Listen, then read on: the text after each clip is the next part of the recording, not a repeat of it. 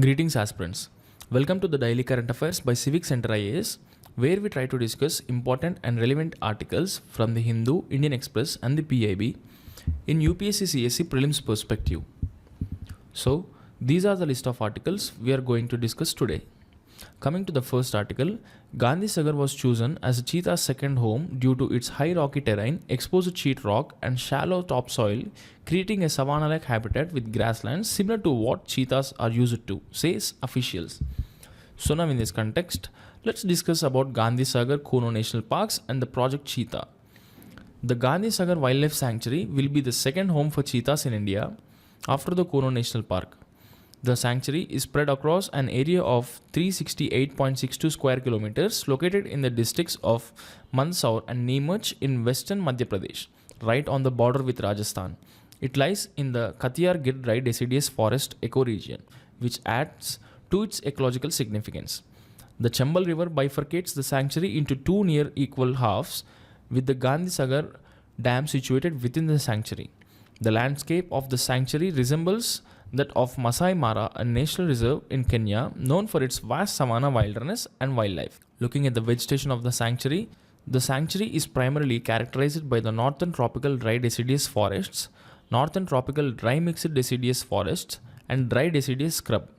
Looking at the significance, the sanctuary holds many places of historical, archaeological, and religious importance, including Chaurasigar, Chaturbhujnath Temple, and many others. Now let's talk about the Kuno National Park. The Kuno National Park is located in Shiopur districts of Madhya Pradesh and is nestled near the Vindhyan Hills. This park is named after the Kuno River, one of the main tributaries of the Chambal River, which cuts across it. Initially established as a wildlife sanctuary, the government upgraded its status to a national park in 2018. Looking at its significance, Kuno National Park was selected under the Action Plan for introduction of cheetahs in India, as the area was deemed a habitat parallel to the Masai Mara in Kenya, which is considered suitable for cheetahs. Looking at the vegetation, the park is primarily a grassland region, although a few rocky outcrops are found here as well. Looking at the flora, Kuno National Park's forested areas are dominated by the trees such as Kardai, Kair and Salai, and the vegetation is mostly a mixed forest. Looking at the fauna, the protected area is home to a variety of wildlife including the jungle cat, Indian leopard, sloth bear, Indian wolf, striped hyena, golden jackal, Bengal fox and dhole. Additionally, the park is home to over 120 species of birds. Now let's discuss about the Project Cheetah. The Cheetah Reintroduction Project in India formally commenced on September 17, 2022, with the aim of restoring the cheetah population, which was declared extinct in the country in 1952. The project involves the translocation of cheetahs from South Africa and Namibia to Kuno National Park in Madhya Pradesh. The implementation of the project is carried out by the National Tiger Conservation Authority in collaboration with the Madhya Pradesh Forest Department, the Wildlife Institute of India, and cheetah experts from Namibia and South Africa. Coming to the next article, a regional party in pole-bound Meghalaya has indicated that bringing the state under the purview of Article 371 could help resume rat hole coal mining, which has been banned since April 2014. So, now in this context, let's discuss about rat hole mining. Rat hole mining is about a method of manual drilling primarily carried out by skilled workers, and it is most common in Meghalaya. Looking at its process, narrow pits are dug into the ground, usually just wide enough for one person to fit into it. The term rat hole refers to these narrow pits, which are typically large enough for one person to descend and extract the coal. Looking at its methodology, after digging the pits, the miner drops down into the holes using a rope and a bamboo ladders, making the process both dangerous and labor intensive. This method is mostly used to extract coal, but it is considered extremely hazardous. The method is illegal in many countries due to increasing cases of miners dying from lack of oxygen and hunger. And there are two types of rat hole minings, which includes side cutting. This is done on hill slopes by following visible coal seams, and then box cutting. This involves digging a circular or a square pit with 5 square meters wide and up to 400 feet deep, and horizontal tunneling resembling octopus tentacles. And reasons for the ban of this rat hole mining is the legal loopholes. Meghalaya under the 6th schedule allows landowners to own minerals which has limited government control and consequently encouraged unsafe mining practices. And also, the child labor and human trafficking reports have been estimated that 70,000 children, primarily from Bangladesh and Nepal, have worked in these mines. The National Human Rights Commission even found 222 children employed in East Gentia Hills alone. And the National Green Tribunal observed that the deaths and environmental destruction caused by rat hole mining led to the 2014 ban, citing incidents such as the collapse of unsafe mines and drowning accidents. Coming to the next article, ahead of Prime Minister Narendra Modi's visit to Paris and Washington from Monday, the Union government's announcement that it would amend the Civil Liability for Nuclear Damages Act 2010 and the Atomic Energy Act 1962 is likely to enthuse American and French nuclear power companies whose projects have been deadlocked due to legal concerns for more than 15 years. So now in this context, let's talk about Civil Liability for Nuclear Damage Act 2010 and Atomic Energy Act 1962. The Civil Liability for Nuclear Damage Act 2010 established a framework for addressing nuclear incidents in India. And looking at its objective, the main objective of the Act is to provide a no-fault liability regime ensuring prompt compensation to victims of nuclear incidents. The Act extends to the whole of India and applies to nuclear damage suffered in the following cases, which include in maritime areas beyond India's territorial waters, in the exclusive economic zone of India, onboard Indian registered ships and aircraft, on or by artificial islands, installations or structure under the Indian jurisdiction. The Act is applicable only to nuclear installations that are owned or controlled by the central government, either directly or through authorized entities. Looking at the liability provisions, the operator liabilities include operators are held strictly and solely liable for nuclear damage arising from incidents in their installations or during the transportation of nuclear materials. And the liability caps for operators are specified as follows: 1,500 crore for nuclear reactors with thermal power equal to or above 10 megawatts, and 300 crore for spent fuel reprocessing plants, 100 crore for research reactors below 10 megawatt, other fuel cycle facilities and transportation of nuclear materials. Operators are required to maintain insurance or financial securities to cover their liability. Looking at the government's liability, the central government assumes liability when damage claims exceed the operator's liability cap up to 300 million special drawing rights, and incidents occur in government-owned installations, and when damage results from grave natural disasters or act of armed conflict, hostility, civil war, or terrorism. And the supplier liability clause include. This clause was introduced after learning from the Bhopal gas tragedy and recognizing the role of defective parts in industrial disasters. It allows the operator to seek resources from suppliers if a nuclear incident results from defective equipment or materials or substandard services or supplier employee actions. Now let's discuss about Atomic Energy Act 1962. The Atomic Energy Act 1962 is a comprehensive legislation enacted to regulate and develop atomic energy in India for the welfare of its people and for the other peaceful purposes.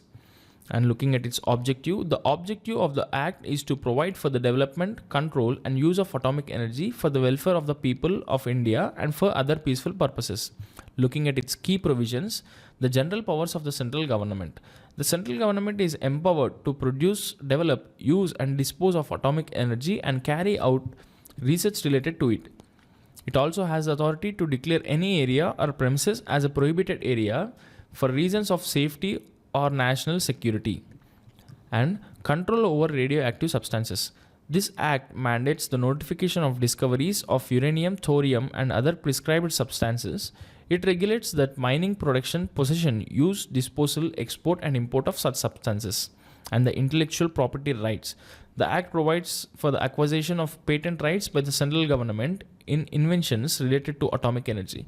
It also restricts the disclosure of information pertaining to interventions relevant to atomic energy. Coming to next article, Nearly a month after Prime Minister Narendra Modi laid the foundation stone of the headquarters of South Coast Railway in Visakhapatnam, Andhra Pradesh, the Union Cabinet on Friday gave the ex post facto approval for the plan to create South Coast Railway Zone. The new railway zone has been created as per Andhra Pradesh Reorganization Act 2014. It will be the 18th zone of the Indian Railways, whose jurisdiction has been carved out of the East Coast Railway and South Central Railway zones. So now in this context, let's discuss about the South Coast Railway and railway zones and their headquarters. The South Coast Railway was established as per the Andhra Pradesh Reorganization Act 2014. The Union Cabinet gave its approval for the creation of the zone in February 2024. And the South Coast Railway became the 18th railway zone of India. The headquarters of the South Coast Railway is located in Visakhapatnam, Andhra Pradesh. And it is the new zone which is carved from the parts of East Coast Railway and South Central Railway. Looking at the Indian Railways is one of the longest railway network in the world, playing a crucial role in the country's transportation system. It was introduced in 1853 with the first railway line from the Bombay to Thane, which is 34 kilometers long, and the Indian Railways is the largest government undertaking in India, facilitating both freight and passenger transport and contributing significantly to the country's economic growth. Looking at the railway zones and their headquarters, Indian railway system is divided into 18 zones, a number that was previously 16. Looking at its examples, Central Railway Zone, in which the headquarters are located in Mumbai. It is one of the oldest railway zones covering the major parts of Maharashtra, Madhya Pradesh and Karnataka. And the North Central Railway Zone, in which the headquarters are located in Prayagraj, known as the workhorse of the Indian Railways. It covers important stretches in Uttar Pradesh and Madhya Pradesh. And then Kolkata Metro Railway, in which the headquarters are located in Kolkata. This is India's first metro system operating in Kolkata with plans for future expansion. And then South Coast Railway, which is a new zone in which the headquarters are located in Visakhapatnam. This zone was created as per the Andhra Pradesh Reorganization Act 2014, covering parts of Andhra Pradesh, Telangana and Tamil Nadu. Indian Railway also owns several UNESCO World Heritage Sites, which are significant for their historical and cultural value. These include Darjeeling Himalayan Railway, Nilgiri Mountain Railway, Kalka Shimla Railway, Chhatrapati Shivaji Terminus, Mumbai. Coming to the next article, there were 2,664 unique borrowers, excluding individuals and overseas borrowers, classified as willful defaulters as on March 2024 as per the RBI. The Rajya Sabha was informed. So now in this context, let's discuss about the willful defaulter. The willful defaulters are the entities that fail to repay loans despite having the financial capacity to do so. The concept was introduced by the RBI under sections 21 and 35A of the Banking Regulation Act 1949 through a master circular. The banks and financial institutions assess whether a default is willful or not based on RBI guidelines. Looking at the criteria for willful default, a borrower is classified as a willful defaulter under any of the following conditions, which includes non-repayment despite capacity. In this, the borrower has the financial ability but deliberately defaults on repayment obligations, and then diverse of funds.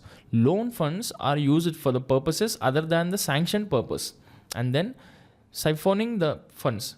Borrowed funds are misused and no corresponding assets exist to justify the fund usage.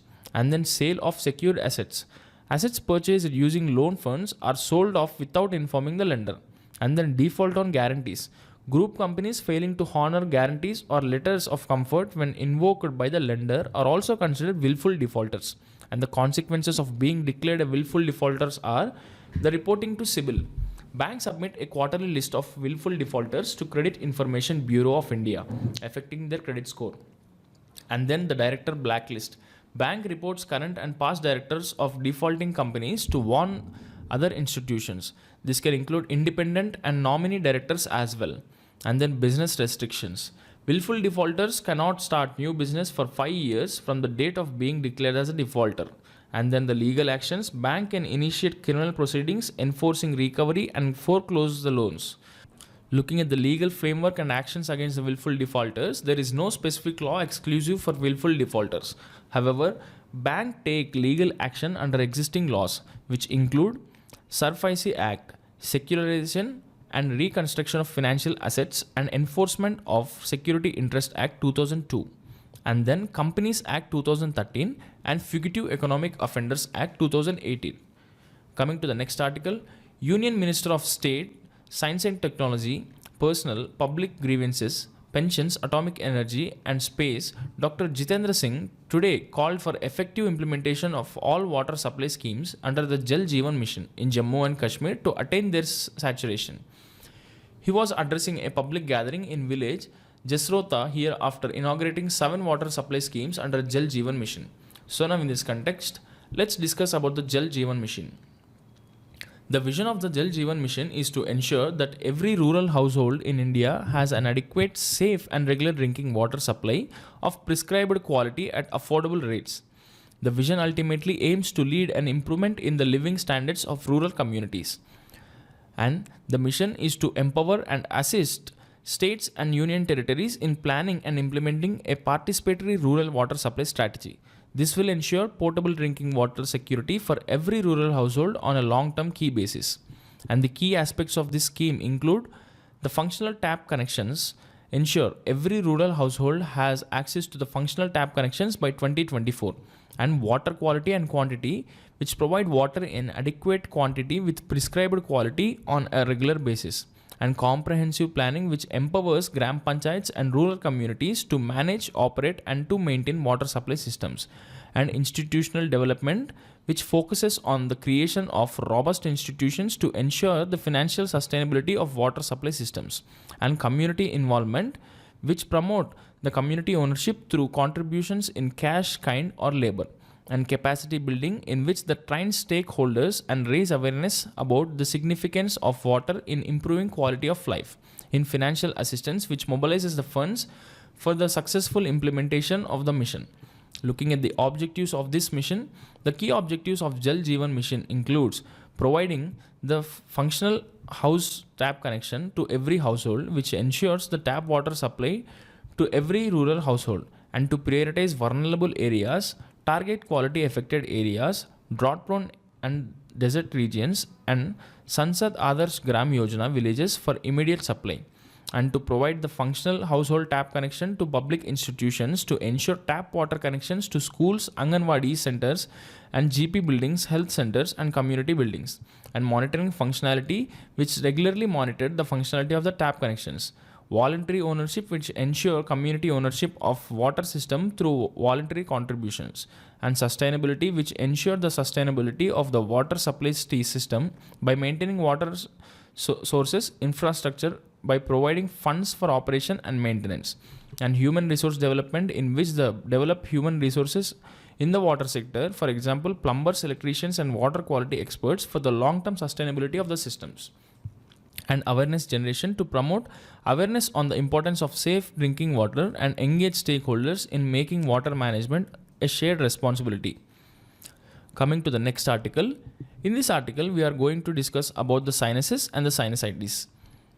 In colloquial terms, the term sinus refers to the paranasal sinuses, which are air-filled sacs located around the middle of the face. These sinuses are important structures, though their exact function is not fully understood.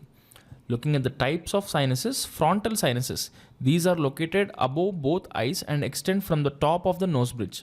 And then phrenoid sinuses. Positioned behind the eyes and beneath the nose bridge, these sinuses play a role in sinus function. Maxillary sinuses. Found behind the eyes and flanking the nose, they are the largest of the sinuses. And lastly, ethmoidal sinuses. Located between the eyes, these sinuses are smaller and help in the overall drainage system. Looking at the functions of the sinus, while the exact role of sinuses remains unclear, they are known to produce nitric oxide, which helps to retain oxygen in the body. Moreover, sinuses are connected to the brain via trigeminal nerve, which is responsible for sensing stimuli on the face. And its connection to the nasal cavity, the sinuses are connected to the nasal cavity through a narrow passages called ostia, which facilitate the movement of air and mucus. Now let's talk about sinusitis. What is sinusitis? Sinusitis is an inflammation or infection of sinuses, typically caused by a blockage in the narrow ostial passages. This blockage prevents the proper drainage of mucus, leading to the congestion and discomfort. And what are the factors that causes sinusitis? The cold or allergic reactions.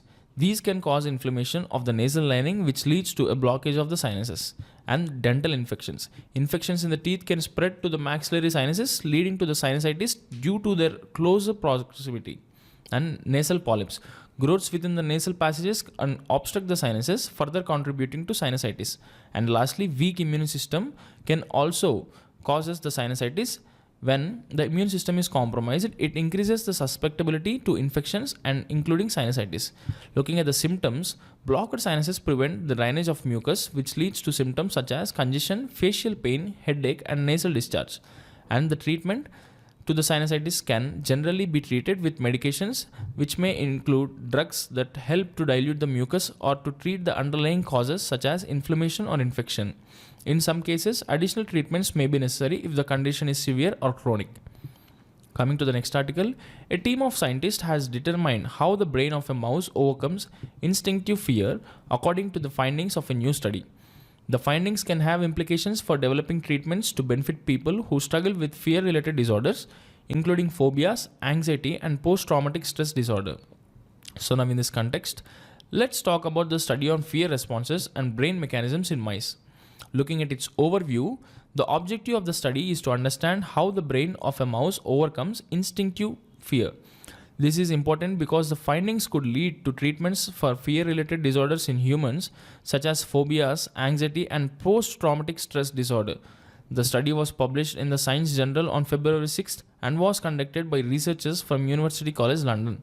And the key findings of the study include the visual cortex, in which it is responsible for processing visual information, played a role in learning to suppress the fear responses.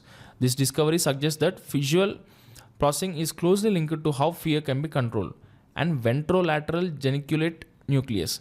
The ventrolateral geniculate nucleus, a previously unexplored region, was found to store memories that help disregard instinctive fears. It plays a critical role in overriding the automatic fear responses. The ventrolateral geniculate nucleus is located in between the neocortex, which detects threats, and the brainstem, which activates instinct responses.